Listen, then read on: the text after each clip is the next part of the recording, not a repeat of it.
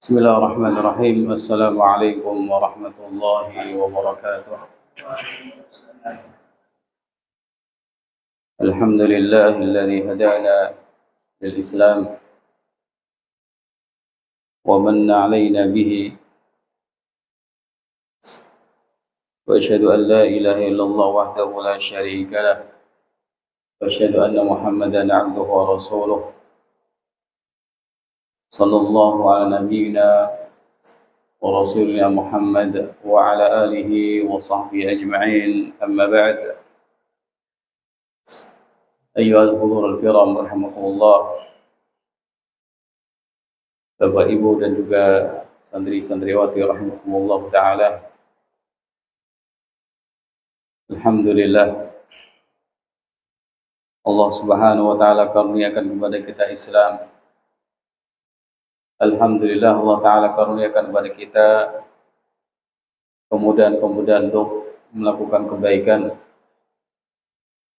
Semoga Allah ta'ala tetapkan hati kita di atas ketaatan kepadanya, dan semoga Allah subhanahu wa ta'ala senantiasa memberikan taufik kepada kita untuk mudah berbuat baik, mudah menjauhi keburukan, dan mudah pula ikut menyebarluaskan kebaikan-kebaikan dan memperingatkan umat dari keburukan-keburukan. Amin. Kita akan melanjutkan untuk baca bersama syarah dari kitab Fadlul Islam karya Syekh Muhammad Ibn Al-Wahhab rahimahullah, dengan syarah dari Syekh Shalih Fauzan hafizahullah ta'ala, sampai pada pembahasan tentang tegakkanlah wajahmu kepada agama ini yang lurus. Ayyuhal hudur rahimakumullah ta'ala, sudah berlalu pembahasan-pembahasan tentang keutamaan-keutamaan agama kita. Islam agama yang sempurna, Islam agama yang disempurnakan Allah subhanahu wa ta'ala, Islam yang harus dipeluk oleh seluruh umat manusia sejak diutusnya Nabi Shallallahu Alaihi Wasallam, dan kita diperintahkan untuk masuk Islam secara kafah, secara total. Juga sudah kita bahas tentang bahaya bid'ah, yang itu menciderai atau bertentangan dengan kesempurnaan agama Islam, dan bahwa bid'ah itu lebih buruk dari perbuatan maksiat. Kita sekarang masuk di pembahasan berikutnya, bab qaulillahi ta'ala fa'aqim wajhaka lid-dini hanifa fitratallahi allati fatara an-nasa 'alayha la tabdila li khalqillah dzalika ad-dinul qayyim walakinna aktsaran nasi la ya'lamun. Maka tegakkanlah wajahmu kepada agama yang lurus, yaitu fitrah Allah subhanahu wa ta'ala, yang Allah ta'ala ciptakan manusia di atas fitrah tersebut. Tidak ada perubahan pada penciptaan Allah. Itulah agama yang lurus, akan tapi kebanyakan orang tidak mengetahui. Ikhwan afadhi fillah rahimakumullah, bab ini juga menunjukkan tentang keutamaan agama Islam, bahwa agama Islam agama yang lurus, agama yang sesuai dengan fitrah manusia. Nah, orang yang ingin mendapatkan keutamaan ini, maka dia harus mengikuti petunjuk-petunjuk agama Islam, maka dia harus menjauhkan dirinya dari pengaruh-pengaruh nafsu yang buruk, yang mengajak untuk bertentangan dengan ajaran Allah atau mengajak kepada perbuatan-perbuatan bid'ah. Jadi luruskanlah agama, wajahmu kepada agama ini. Lurus, tidak ke kanan, tidak ke kiri, tidak berbalik, tapi luruskan wajah. Nah, di wajah ini ada hal-hal yang akan mengantarkan ilmu kepada hati kita. Jadi ada mata, ada telinga, ada ucapan ya, ada lisan ya. Ini adalah pintu-pintu ilmu yang nanti akan mengantarkannya kepada hati. Nah, wajah yang merupakan anggota tubuh yang paling dimuliakan orang ini, diperintahkan Allah, tegakkanlah wajahmu kepada agama ini, lurus. Luruskan hatimu, luruskan wajahmu ketika ibadah kepada Allah Ta'ala, dengan salatmu, dengan puasamu, dengan seluruh ibadah yang kau kerjakan. Hanifa, dalam keadaan lurus ya. Nah, agama Islam ini agama yang lurus. Orang disebut Hanif ketika dia meninggalkan agama-agama lain. Dia hanya merasa cukup dengan Islam saja.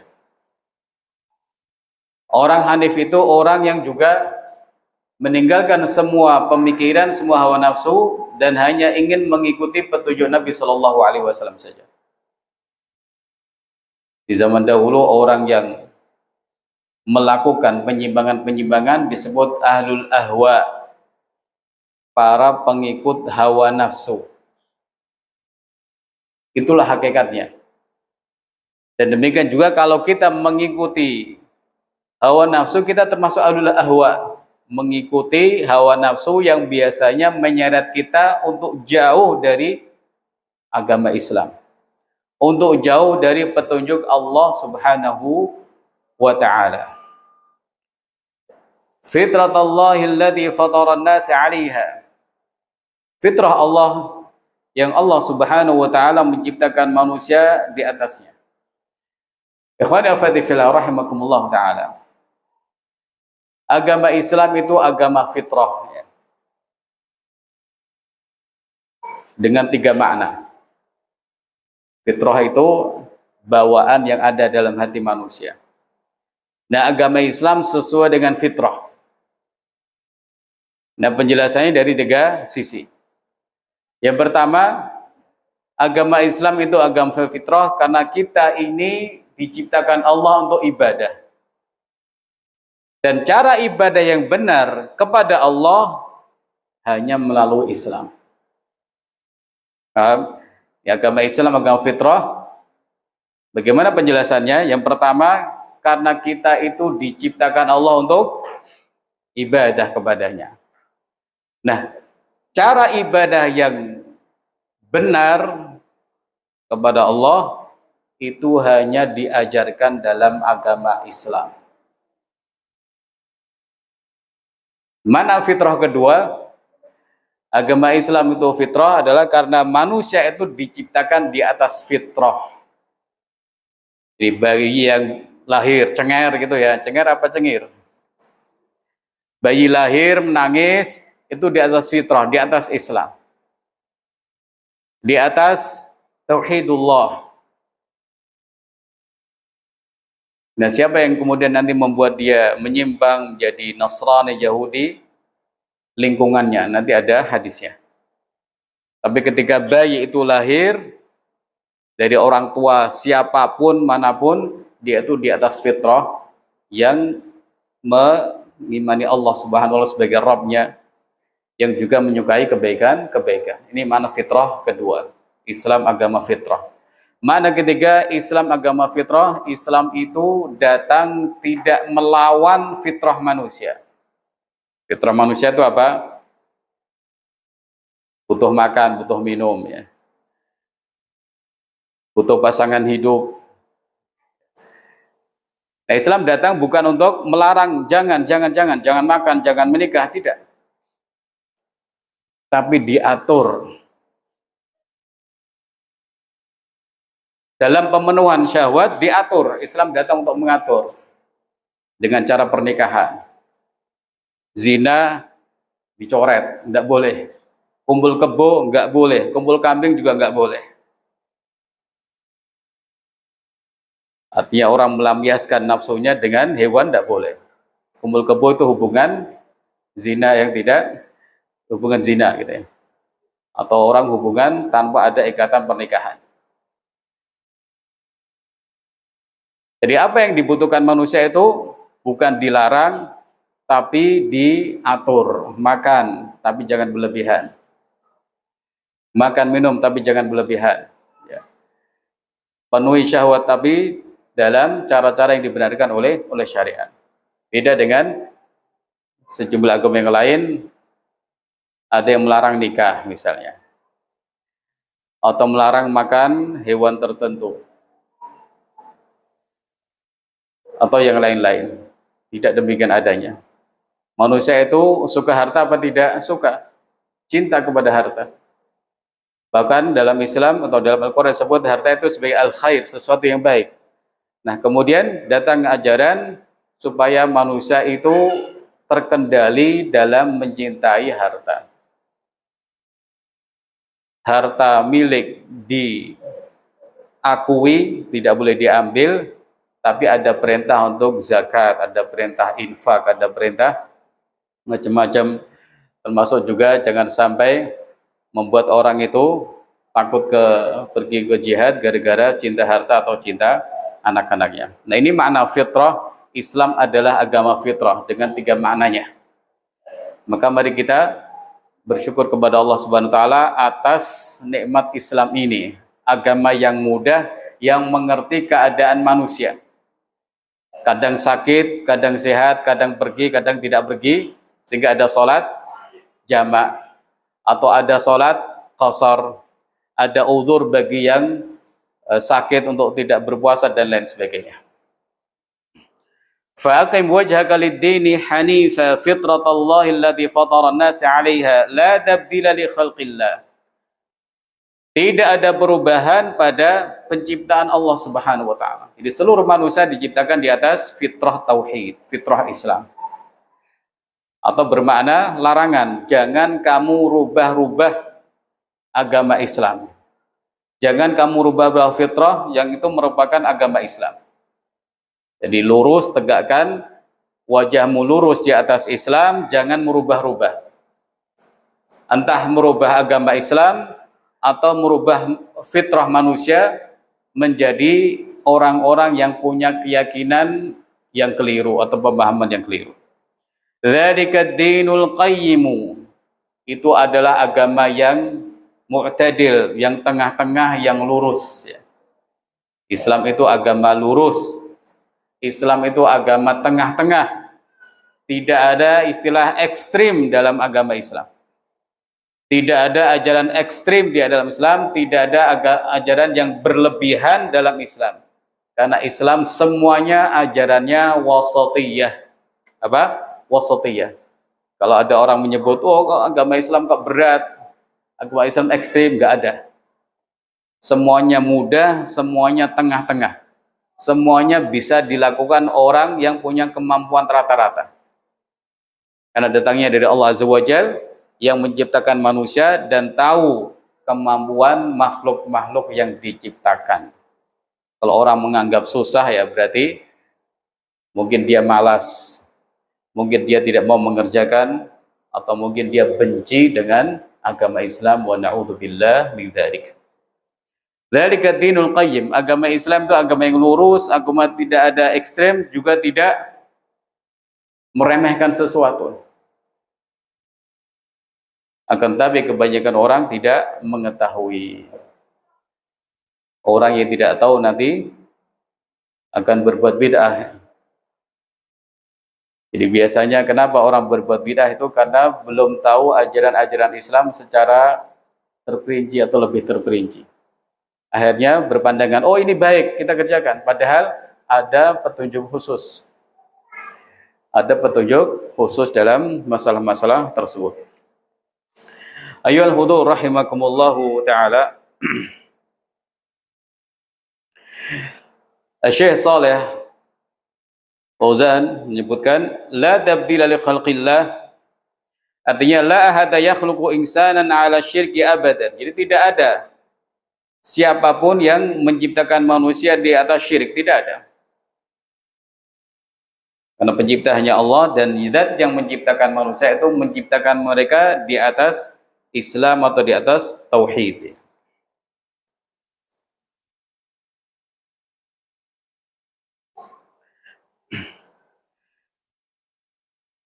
Dzalika dinul qayyim. Agama yang Allah wahyukan kepada engkau wahai Muhammad sallallahu alaihi wasallam wa huwa ifradullahi bil ibadah wa tarku ibadati ma siwa. Yaitu mengisahkan Allah dengan ibadah dan meninggalkan peribadatan kepada selain Allah Subhanahu wa taala. Inilah agama yang lurus, agama yang benar, agama yang hak. Tidak ada agama yang hak selain agama Islam. Islam tidak ada i'wijad, enggak ada yang bengkok sedikit pun, tidak ada gulu, tidak ada yang berlebihan, tidak ada ekstrim dan seterusnya. Walakin aktsarun nasi la ya'lamun.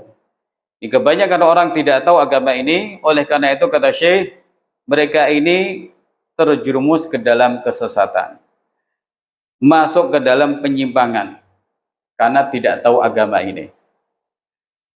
Melakukan agama ini semau-maunya, akibatnya terjerumus ke dalam kesesatan dan penyimpangan, padahal agama ini lurus ya. Kalau orang menyimpang ya bukan salahnya Islam, tapi salah orang tersebut. Tidak mau ngaji, nggak mau belajar, tidak mau melihat bagaimana para sahabat radhiyallahu anhu ajma'in mengamalkan Islam yang mereka terima dari Nabi Muhammad sallallahu alaihi wasallam. Dalil berikutnya yang disampaikan Syekh rahimahullah ya.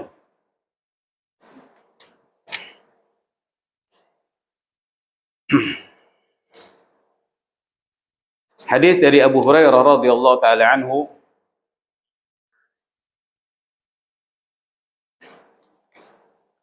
walau ma'anhu, kita ringkas ya, kita lompati beberapa dalil ya. Walau ma'anhu marfu'an ma min mauludin illa yuladu 'ala al-fitrah. Ini dasar yang tadi sempat disinggung.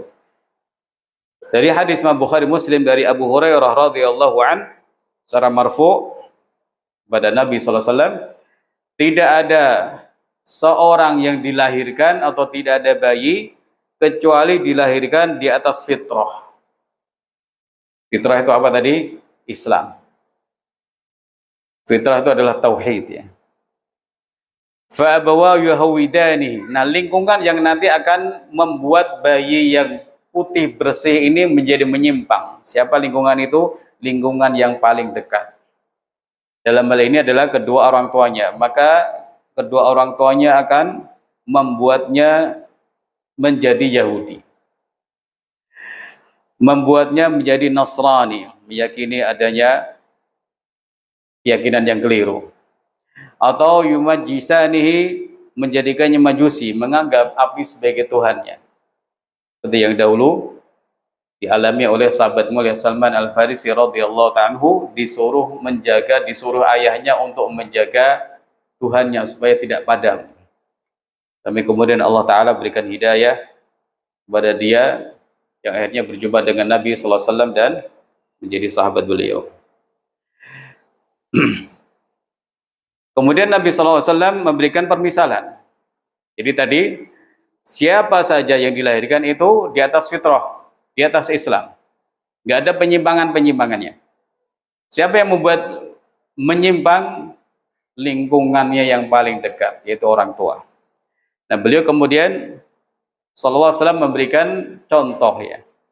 Kama tuntajul bahimatu bahimatan jama'ah, seperti hewan ternak itu kalau dilahirkannya dalam keadaan normal ya.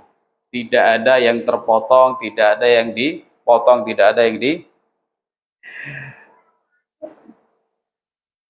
berubah gitu ya. Hal tuhissuna fiha min jad'a, apakah kalian melihat pada hewan yang terlahir itu telinganya terpotong? Hatta takunu antum tajda'unaha, sampai kalian sendiri yang memotong telinganya ya. Di bayi atau anak sapi atau anak hewan ternak itu ketika lahir ya seperti itu normal ya, kakinya 4, kemudian telinganya ya utuh. Kapan telinga itu menjadi terpotong? Kapan tanduknya menjadi terpotong? Kalau dilakukan oleh pemiliknya. telinganya dilobangi sebagai tanda misalnya, atau dipotong sedikit, atau dikasih tanda dengan panasi dengan besi yang panas sehingga kemudian ada tampak yang di kulitnya sesuatu yang berbeda. Nah, itu siapa yang melakukan? Para pemiliknya. Tapi ketika lahir ya dia utuh. Tsumma qara Abu Hurairah radhiyallahu an fitratallahi allati fatara an-nasa 'alaiha. Itulah fitrah Allah yang Allah taala ciptakan manusia di atasnya. Muttafaqun alaihi. Ikhwani akhwati fillah rahimakumullahu taala.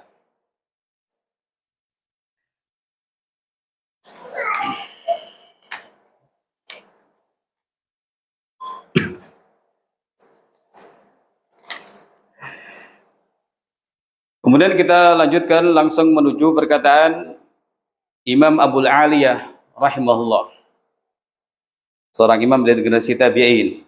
Qala Abul Aliyah, ta'allamul Islam fa idza ta'allamtumuhu fala targhabu an wa 'alaikum bis-siratil mustaqim fa innahu al-islamu wa la tataharrafu 'anis sirati yaminan wa la shimala wa 'alaikum bi sunnati nabiyikum wa iyyakum wa hadhil ahwa'a. Imam Abul Aliyah rahimahullah mengatakan, belajarlah Islam. Belajarlah Islam. Islam itu ilmu. Orang tidak bisa melakukannya kecuali dengan ilmu. Agama kita adalah agama ilmu. Belajarlah Islam. Dengan itu nanti tahu mana yang hak, mana yang batil. Kalau kalian sudah belajar Islam, jangan membencinya. Bahaya. Membenci itu, membenci Islam, membenci ajaran Islam, salah satu sifat orang-orang munafikin. Hati-hati, mari kita berhati-hati. Di ajaran-ajaran Islam sepenuhnya harus kita cintai, sepenuhnya harus kita hormati, ya. Walaupun itu sifatnya sunnah ya. Masalah orang melakukan sunnah itu apa tidak, ini urusan lain, tapi jangan pernah membenci sunnah.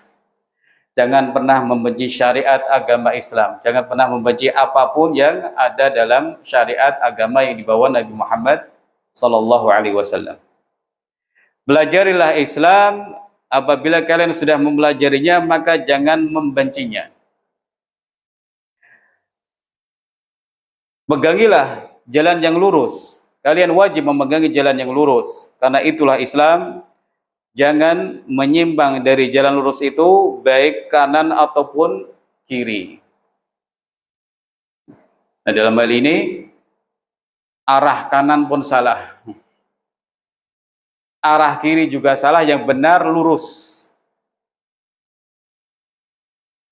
Ihdinas siratal mustaqim, di antara tafsir as-siratal mustaqim adalah Islam. Islam itu jalan yang lurus. Bukan ke kanan, bukan ke kiri, tapi kita mengikuti jalan lurus yang diajarkan Nabi Muhammad SAW. Tidak ke kanan, tidak ke kiri. Wa alaikum bisunnati nabiyyikum, dan kewajiban kalian memegangi sunnah Nabi kalian, yaitu petunjuk Nabi Muhammad SAW. Ini yang beliau tekankan. Padahal beliau di zaman tabi'in. Di zaman tabi'in. Tapi memberi nasihat semacam ini kepada orang-orang ya, supaya apa? Semuanya teguh di atas jalan Islam, semuanya teguh di atas jalan petunjuk Nabi Muhammad SAW. Karena di masa itu sudah timbul kelompok-kelompok menyimpang ya. Di akhir-akhir zaman sahabat sudah muncul Khawarij yang suka mengkafir-kafirkan. Juga timbul golongan Rafidhah yang membenci sahabat mulia Abu Bakar Siddiq dan Umar bin Khattab dan dua putri mereka. Atau golongan Murji'ah yang tidak mengaitkan amal dengan iman.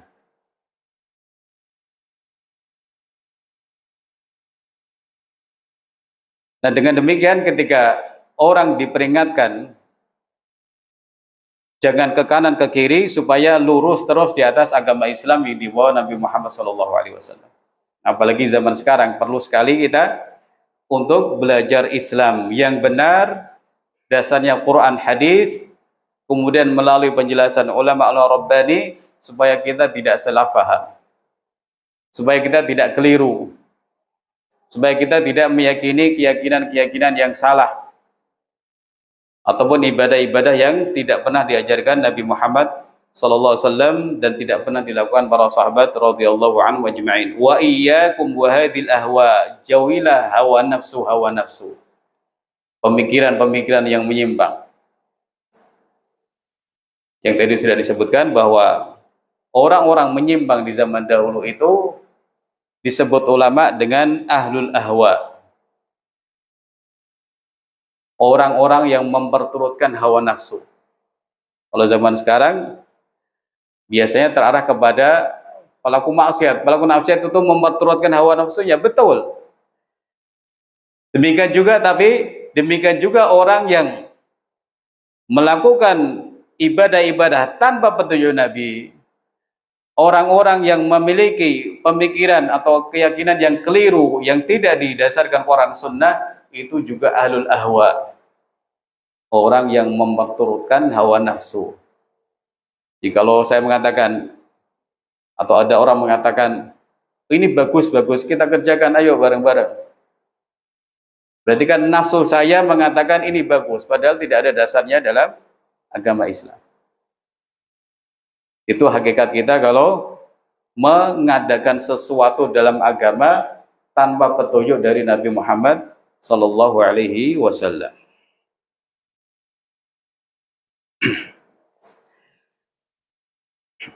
Kemudian Syekh Abdullah mengatakan, ta'ammal kalam Abil Aliyah hadha. Cermatilah perkataan Abul Aliyah ini, seorang imam dari generasi tabi'in. Ma ajallu, betapa agung nasihat beliau. Wa'arif zamanahu alladhi yuhadiru fi min al-ahwa alladhi man ittaba' faqad raghiba 'anil Islam. Dan ketahuilah masa di mana beliau itu memperingatkan manusia dari hawa nafsu. Yang orang yang mengikutinya itu hakikatnya sungguh dia itu berpaling atau membenci agama Islam. Ya, beliau di masa tabi'in, dan yang diingatkan itu juga para tabi'in yang lain, juga tabi'in. Beliau sudah tekankan betul, pegangi Islam, pegangi sunnah Nabi Shallallahu Alaihi Wasallam. Maka di masa sekarang itu jauh lebih lagi untuk terus disampaikan kepada umat di khutbah atau di kultum atau di momen-momen yang lain. Wa tafsir al-Islam bi sunnah wa khawfahu ala alamit tabi'in wa ulama'ihim min al-khurud 'an sunnati wal kitab. Beliau rahimahullah memerintahkan kita lagi dan cermati bagaimana beliau memaknai Islam dengan sunnah, ya. Karena hakikatnya Islam itu sunnah, ya. Artinya apa saja yang dibawa Nabi Muhammad sallallahu alaihi wasallam. Seperti juga yang dikatakan Imam Al-Barbahari rahimahullah dalam Syarh Sunnah, Al-Islam was sunnatu wal Islam. Karena yang membawa Islam itu Nabi sallallahu alaihi wasallam, dan semua yang datang dari beliau disebut sunnah. Dan beliau mengkhawatirkan kepada para tokoh tabi'in dan ulama-ulama masa itu, mengkhawatirkan jangan sampai keluar dari petunjuk Al-Quran dan Sunnah.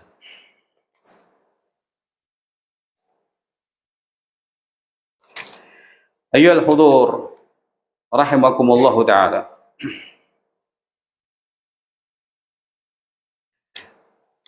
Pembahasan berikutnya tentang ma ja'a fi ghurbatil Islam wa fadlil ghurba. Bab tentang perkara yang datang tentang keterasingan Islam dan keutamaan orang-orang yang terasing. Wa qauluhu ta'ala falaula kana minal quruni min qablikum ulu baqiyin hawanil fasadi fil ard. Penulis membawakan ayat ini di surah Hud ayat 116 yang artinya mengapa tidak ada di masa-masa dahulu orang-orang yang punya kemuliaan yang melarang orang dari berbuat kerusakan di muka bumi. Ikhwani akhwati fillah rahimakumullahu taala. Islam ketika dia didakwahkan Nabi Shallallahu Alaihi Wasallam pertama-tama mengalami keterasingannya. Terasing karena jumlahnya sedikit, terasing karena yang didakwahkan itu betul-betul atau banyak sekali bertentangan dengan apa yang menyebar di kalangan masyarakat jahiliyah. Orang terasing karena jumlahnya sedikit. Nabi Shallallahu Alaihi Wasallam, Abu Bakar dan Bilal. Kemudian terasing karena yang didakwahkan dalam Islam itu bertentangan dengan syirik yang menyebar di tengah orang-orang musyrikin. Akhlak yang diajarkan Nabi SAW juga bertentangan dengan kebiasaan yang beredar di tengah masyarakat jahiliyah. Mereka minum khamar, mereka berzina, mereka memutus silaturahmi, yang kuat menindas yang lemah, ya. Mereka makan bangkai seperti yang dikatakan oleh sahabat Ja'far bin Abi Thalib radhiyallahu taala anhu di hadapan An-Najasyi. Yang dari pagi sempat kita singgung sedikit, ya. Itu di antara kebiasaan orang-orang jahiliyah yang betul-betul bertabrakan dengan agama Islam yang lurus, ya.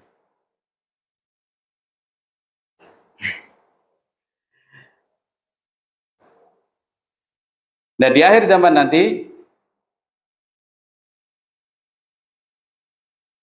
akan kembali Islam menjadi terasing.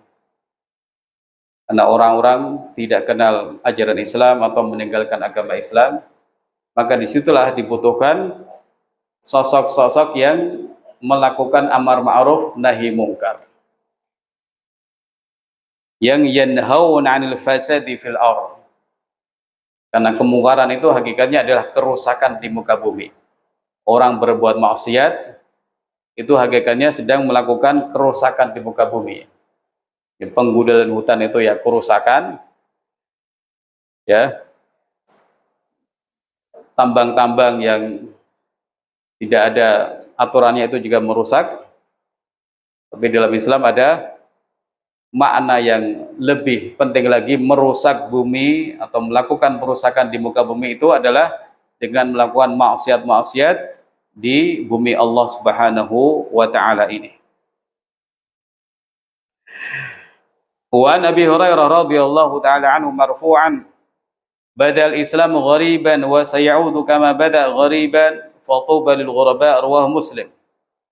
Dari Abu Hurairah radhiyallahu taala anhu secara marfu, Islam bermula dalam keadaan terasing dan akan kembali seperti semula dalam keadaan terasing, maka beruntunglah orang-orang yang ghuraba, orang-orang yang terasing. Wa rawahu Ahmad min tariq Sa'd bin Abi Waqqas wa fi futuba yaumaidin lil ghuraba idza fasada an-nas. Pada hari itu beruntunglah orang-orang yang terasing ketika manusia itu rusak. Wali Tirmidzi rahimahullah min hadits Katsir bin Abdullah an abihi an jaddih, fatuba lil ghuraba alladziina yuslihun ma afsada an-nas min sunnati. Beruntunglah orang-orang yang terasing yang melakukan perbaikan apa yang sudah dirusak oleh orang dari sunnah-sunnah Nabi sallallahu alaihi wasallam. Beberapa hadis yang bicara tentang keutamaan orang-orang yang terasing dan peran mereka yang semestinya mereka kerjakan. Biltuba sebutkan di sini bisa bermakna syajaratun fil jannah, pohon di surga.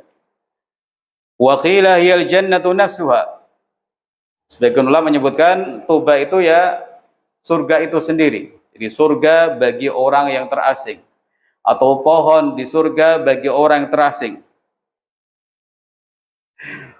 Wakilah ya kalimatun thayyibah, atau ada yang menyebutkan toba itu adalah kalimat-kalimat yang bagus, dasarkan toba lahum wa husnul ma'ab, kalimat bagus bagi mereka dan juga tempat kembali yang bagus bagi mereka. Ikhwani wa akhwati fillah rahimakumullah taala.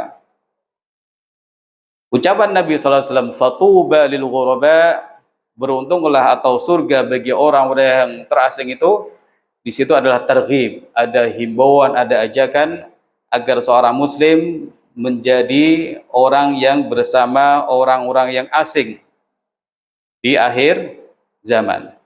Maksudnya apa? Yang komitmen dengan petunjuk Nabi sallallahu alaihi wasallam, bukan mengasingkan diri di hutan sendirian sana atau bertabat, bukan. Tapi menjadi terasing karena keteguhannya dengan petunjuk Nabi sallallahu alaihi wasallam. Nah, sekarang belum lama yang viral itu ketika ada orang mencari pegawai, buka lowongan pekerjaan. Syaratnya, 1, pria menjaga sholat 5 waktu, 2, tidak merokok. Ternyata respon netizen, istilah orang ya, itu macam-macam. Aneh-aneh, menganggap ini suatu yang salah. Mosok nyari pekerja kok dengan syarat ini, sholat 5 waktu dan tidak merokok, itu berarti cari yang speknya spek Nabi katanya. Ini kan aneh. Ketika orang mencari pegawai, sholatnya bagus, itu ya berharap supaya pekerjaannya nanti bagus, jadi orang amanah, atau supaya lingkungan pekerjaan itu enak ya. Antum nanti punya, misalnya perusahaan punya usaha, pekerjaannya dorak sholat gimana? Ayo sholat, nitip pak sholatnya kan, naudzubillah kan, ada yang begitu. Kan aneh, orang muslim, orang yang taat, tapi pekerjanya orang-orang yang nggak pernah sholat, tentu nggak nyaman. Ini sebagai contoh ya, masalah sholat 5 waktu saja yang merupakan rukun Islam sudah dianggap gharib, asing ya. Dan perhatian orang tua terhadap sholat 5 waktu anak-anak juga gharib, asing. Tapi kalau masalah sekolah ya, ayo bangun, mau jam 7, nanti kamu terlambat. Padahal sholat subuh itu keutamaan besar, bagi orang yang melakukannya akan dapat penjagaan dari Allah Subhanahu wa taala. Bagi orang tua ya, supaya anaknya selamat ya, anaknya baik-baik saja, dibekali pertama suruh sholat subuh, kemudian dibekali supaya membaca beberapa zikir pagi, juga dibekali supaya membaca zikir keluar rumah ketika keluar rumah ya, atau doa keluar rumah. Ini luar biasa nih. Sebelum ngasih perbekalan nasi plus apa sosis atau yang lain.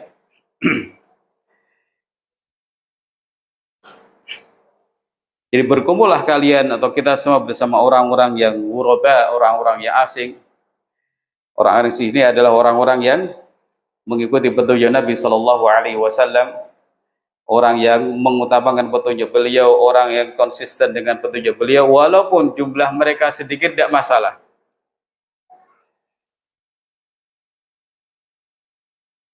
Karena yang kita utamakan adalah taat kepada Allah Ta'ala dan taat kepada Rasul Sallallahu Alaihi Wasallam. Bahkan dahulu Ibnu Mas'ud radhiyallahu anhu mengatakan, al-jamaah ma wafaqal haq wa in kunta wahdak. Jamaah itu adalah yang sesuai dengan hak walaupun engkau sendirian. Bahkan ada ulama namanya Muhammad bin Aslam At-Tusi, disebut sebagai ulama huwal jamaah.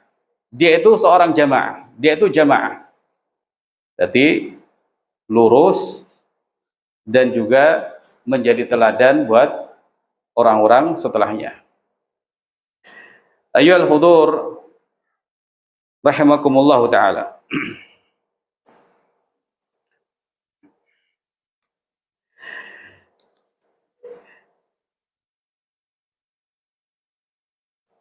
Nah, ungkapan Nabi sallallahu alaihi wasallam yang harus diperhatikan kita ya, bahwa para ghuraba, orang-orang terasing ini orang yang melakukan perbaikan apa yang sudah rusak di tengah manusia. Artinya orang dia lurus dan ingin meluruskan orang, dia baik dan ingin memperbaiki orang. Jangan sampai mengatakan yang penting saya baik, tidak. Baik dan lakukan perbaikan semampumu. Lakukan perbaikan semampu engkau, itulah yang menjadi kewajiban kita semua.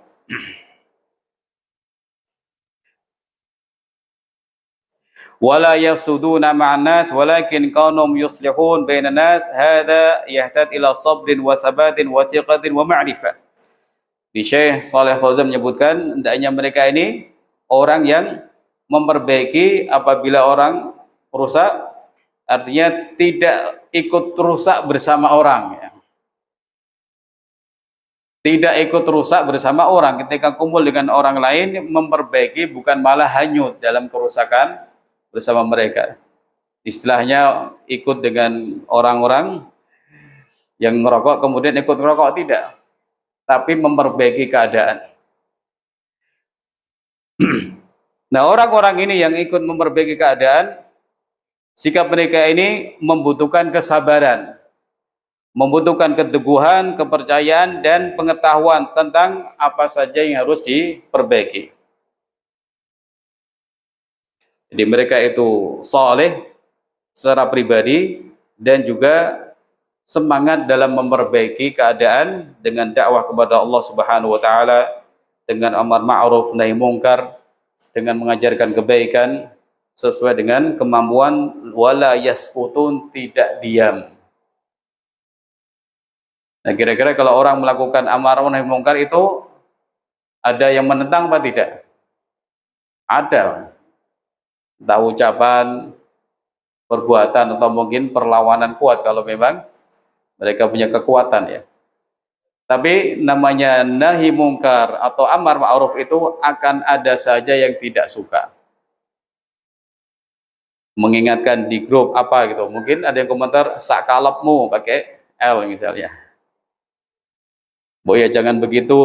Mungkin ada yang komentar sakalapmu, bukan sakarepmu, tapi pakai stiker yang tulisannya sakalapmu. Ini kan untuk meremehkan orang yang mengingatkan. Ya santai saja. Itu adalah sesuatu yang enteng ya. Baru dikomentari begitu, nggak perlu layu. Jangan kemudian malah kemudian wah banyak yang memusuhi padahal cuma satu dan baru sakalapmu aja ya.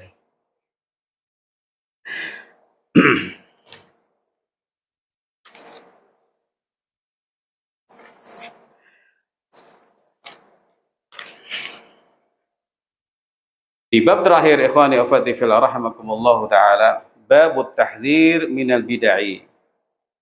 Bab peringatan dari bid'ah-bid'ah ya. Kita kembali kepada apa yang sudah disampaikan sebelum-sebelumnya ya. Islam itu sempurna. Islam itu indah. Islam itu sudah dicukupi kita itu. Islam itu cahaya, sehingga tidak membutuhkan penyempurnaan atau tambahan-tambahan dari siapapun. Tidak butuh kritikan-kritikan apalagi. Sebab kewajiban kita adalah ta'atullah wa ta'ar Rasul sallallahu alaihi wasallam, menaati Allah taala dan menaati Rasul sallallahu alaihi wasallam. Ibadah dengan ikhlas kepada Allah dan ibadah dengan mengikuti petunjuk Nabi sallallahu alaihi wasallam. Faqad kufitum, kalian itu sudah dicukupi, seperti kata sahabat yang mulia atau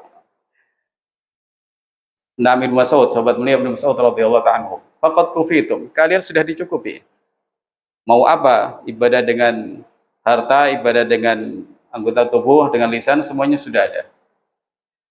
Mau aktivitas yang baik dari bangun tidur sampai tidur lagi, semuanya ada. Dan ketika orang melakukan bid'ah itu, hakikatnya dia sedang tidak menaati Allah Ta'ala dan Rasulnya Sallallahu Alaihi Wasallam. Hakikatnya dia sedang ingin menambah sesuatu yang sudah sempurna. Agama dari Allah Ta'ala, kemudian manusia ini menambahi sedikit. Si B nambahi lagi, si C nambahi lagi. Akhirnya kesempurnaan Islam menjadi tercoreng. Dan bid'ah itu memang tercela dan akan mencoreng agama Islam.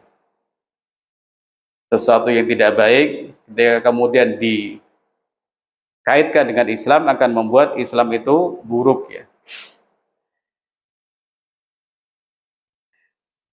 Dikatakan Syekh, bid'ah itu ma'uhditsa fid din mimma laysa minhu. Di bid'ah itu sesuatu yang diada-adakan dalam urusan agama ya, bukan dalam urusan dunia. Seperti pesawat atau lampu dan lain-lain, ini tidak berhubungan dengan masalah agama. Makanya kadang-kadang ada orang membantah. Ketika diingatkan, Pak, jangan berbuat bid'ah, ikuti Nabi. Oh, kalau gitu kamu hajinya pakai onta aja. Ini sudah salah paham. Hajinya pakai onta. Dan dulu memang kendaraan itu adanya onta atau kuda saja.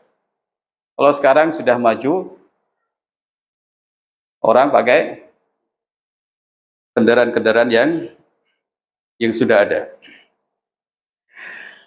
Ibadatun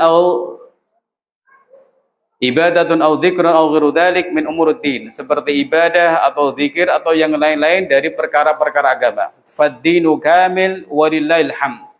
Agama ini sudah sempurna, maka mari kita bersyukur kepada Allah Subhanahu wa taala. Alhamdulillah. Li'annahu ma tuwfiya Rasul sallallahu alaihi wasallam illa wad-dinu kamil. Sebab tidaklah Nabi sallallahu alaihi wasallam wafat kecuali agama ini sudah sempurna. Kecuali agama ini sudah sempurna. Berdasarkan ayat al-yauma akmaltu lakum dinakum.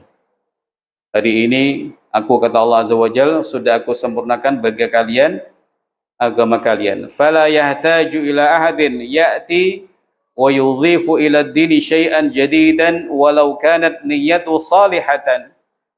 Maka tidak dibutuhkan seseorang, kita tidak butuh seseorang yang datang kemudian menambah sesuatu yang baru dalam agama ini. Agama sudah sempurna, maka umat Islam tidak butuh siapapun untuk menambahinya. Walaupun niatnya baik. Niatnya baik, masalah perayaan, masalah zikir, masalah yang lain-lain, dengan mengatakan ini kan baik, ini kan baik, ini baik. Nah, kita tidak butuh semacam itu. Fala yajuzu hada, ini tidak boleh. Fahada mubtadi'un walau kana niyatu salih, ini adalah orang yang melakukan bid'ah walaupun niatnya baik. Fad-dinu la yaqbalu ziyadata wal idhafa. Agama Islam itu tidak butuh tambahan atau tambahan lain ya. Tidak butuh tambahan-tambahan dari siapa saja ya. Sahabat Abu Bakar tidak berhak menambah, siapapun tidak berhak menambah. Bahkan Nabi sallallahu alaihi wasallam itu status beliau hanya menyampaikan apa yang datang dari Allah Subhanahu wa taala. Tidak boleh menambah-nambah. Para rasul itu hakikatnya adalah muballigh, orang-orang yang menyampaikan dari Allah Subhanahu wa taala.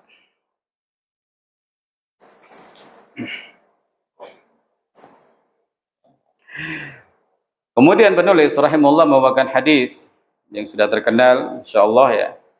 Anil Irbad bin Sariyah radhiyallahu an, dari Irbad bin Sariyah radhiyallahu taala anhu, wa'adana Rasulullah sallallahu alaihi wasallam wa'idatan balighah.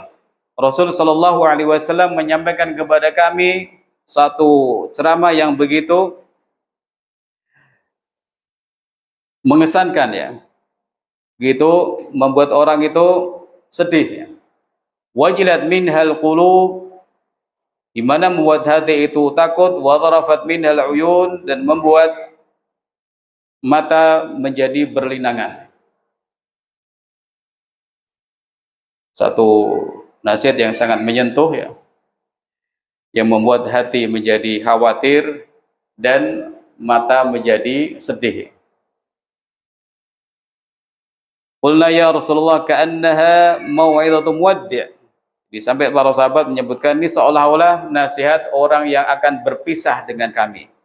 Famadza ta'hudu ilaina? Apa yang engkau perintahkan kepada kami? Kemudian Nabi sallallahu alaihi wasallam menyampaikan perintah atau wasiat, usikum bitaqwallahi azza wa jal was-sam'i wat-tha'ah wa in ta'ammara 'alaikum 'abdun. Aku wasiatkan kepada kalian untuk takwa kepada Allah Subhanahu wa taala. Wasiat yang penting untuk selalu disampaikan orang tua kepada anak, pendidik kepada anak didiknya, orang yang lebih tua kepada yang lebih muda, dan kepada semua orang ya, pejabat kepada bawahannya, presiden kepada bawahannya, ulama kepada para pejabat ya. Ittaqullah, bertakwalah kalian kepada Allah Subhanahu wa taala. Usikum bitaqwallah, aku wasiatkan kepada kalian untuk bertakwa kepada Allah dan wasam'i wa ta'ah, serta mendengar dan taat kepada pemimpin walaupun pemimpin itu seorang hamba sahaya. Karena pemimpin harus dihormati, pemimpin itu harus ditaati supaya segala sesuatu lancar ya. Fa inna man ya'ish minkum fasayara ikhtilafan katsira. Sungguh orang yang nanti hidup umur panjang di antara kalian akan menjumpai perbedaan-perbedaan yang banyak sekali ya, pertikaian yang banyak sekali. Fa alaikum bisunnati. Beliau menyampaikan satu bahaya. Akan ada perbedaan-perbedaan pandangan, perbedaan akidah dan lain sebagainya, maka beliau sampaikan obatnya atau solusinya. Kalau terjadi perbedaan, fa alaikum bisunnati. Pegangilah sunnahku wa sunnatil khulafar rasyidin al-mahdiyyin ba'di. Pegangi juga petunjuk para khulafar rasyidin yang mereka itu lurus, dapat petunjuk sepeninggalku. Allahu 'alaiha bin nawajid. Gigitlah dengan gigi-gigi geraham kalian. Ini perintah Nabi sallallahu alaihi wasallam. Pegangi sunnah beliau, pegangi petunjuk beliau, dan juga pegangi petunjuk para khulafa rasyidin dengan sekuat-kuatnya. Nah, setelah itu beliau memperingatkan, wa iyyakum wa muhdatsatil umur, jauhilah perkara-perkara baru dalam agama. Fa inna kulla muhdatsatin bid'ah, sungguh yang baru itu adalah bid'ah dan setiap bid'ah itu dhalalah. Jadi mari kita kembali kepada hadis ini ya. Nabi sallallahu alaihi wasallam diminta wasiat oleh para sahabat. Beliau sampaikan supaya bertakwa kepada Allah, taat kepada pemimpin selama mereka memerintahkan yang baik-baik, lalu menyampaikan sesuatu yang akan terjadi di masa akan datang, yang usianya panjang akan menjumpai pertikaian-pertikaian yang tajam ya.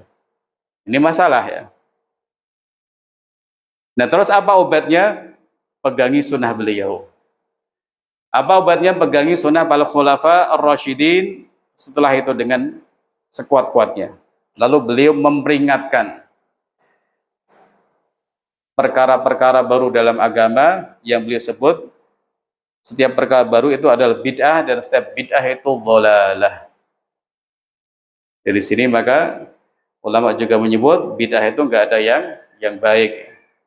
Bid'ah itu pasti dhalalah, karena hakikatnya menambah-nambah kepada sesuatu yang sudah sempurna.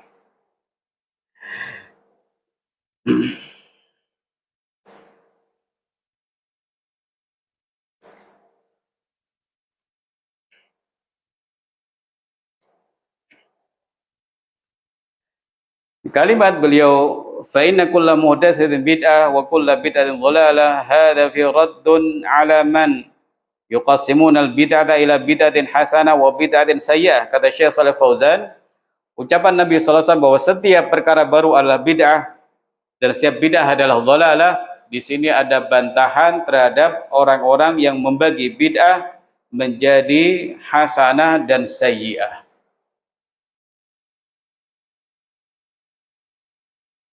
Dia jelas menyebut setiap bid'ah itu dhalalah, setiap bid'ah itu kesesatan.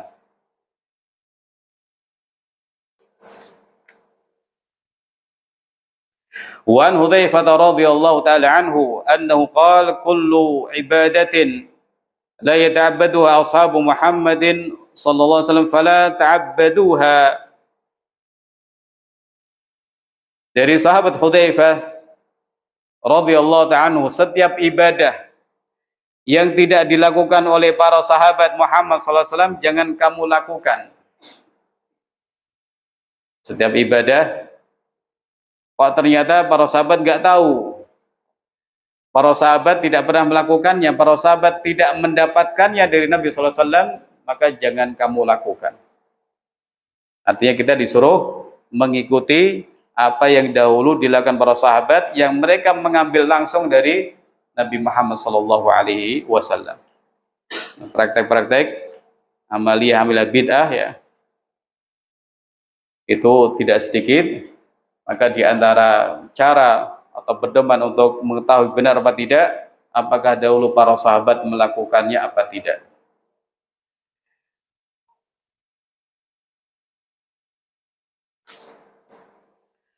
Ayyuhal hadirun rahimakumullah taala.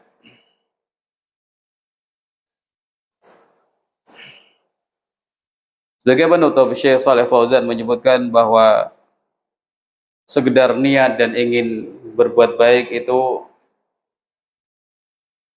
tidak otomatis melegalkan bid'ah ya.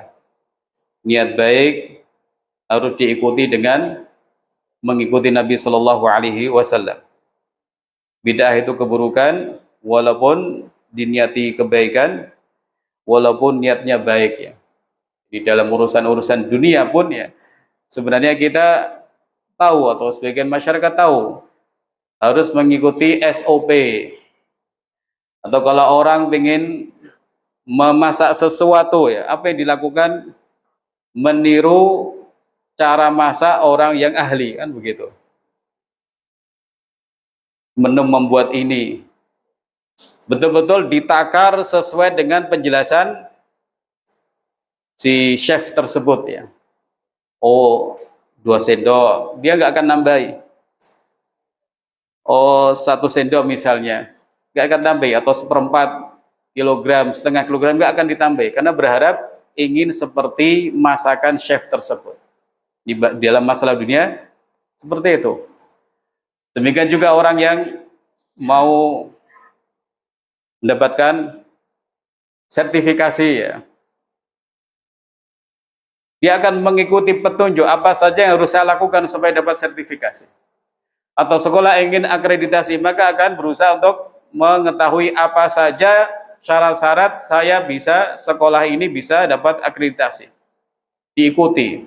Ya tidak sesuai dihilangkan. Bahkan mungkin harus membongkar ini, membongkar itu ya. Rumah sakit, klinik, sekolah ya.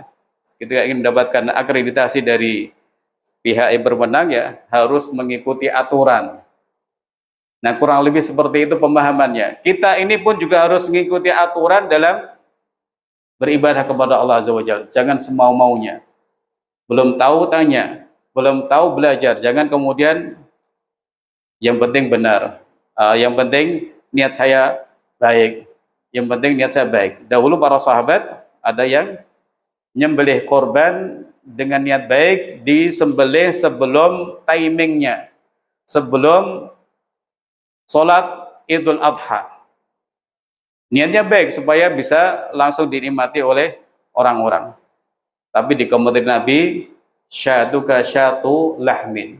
Jadi kambingmu ini hanya kambing daging saja, bukan kambing korban ya. Ini satu contoh ya. Ketika salah ya, tidak kemudian dibenarkan. Jadi tetap ketika satu salah tidak sesuai petunjuk Nabi sallallahu alaihi wasallam, maka harus diingatkan. Demikian juga masalah bid'ah, ikhwan akhwati fillah rahmatullah, harus diingatkan bahwa kita ini sudah dicukupi. Orang-orang tidak perlu mengamalkan bid'ah-bid'ah, termasuk juga amalia-amalia yang sumbernya adalah hadis-hadis palsu atau kebiasaan orang atau yang lain sebagainya. Demikian, semoga apa yang sudah dibaca secara ringkas dengan meloncat-loncat bermanfaat buat kita semua ini. Wallahu taala alam. Dengan demikian kita anggap bahwa kitab Fadhul Islam sudah selesai kita bahas di beberapa pertemuan. Semoga Allah berikan kepada kita sikap pengagungan terhadap Islam, kecintaan kepada Islam, dan semangat mengamalkan Islam, dan sebelumnya semangat untuk mempelajari Islam yang sahih, yang sumbernya dari Al-Quran, Sunnah, dan sesuai dengan pemahaman para sahabat radhiyallahu anhum ajma'in. Barakallahu fiikum wa jazakumullahu khairan. Wassalamualaikum warahmatullahi wabarakatuh.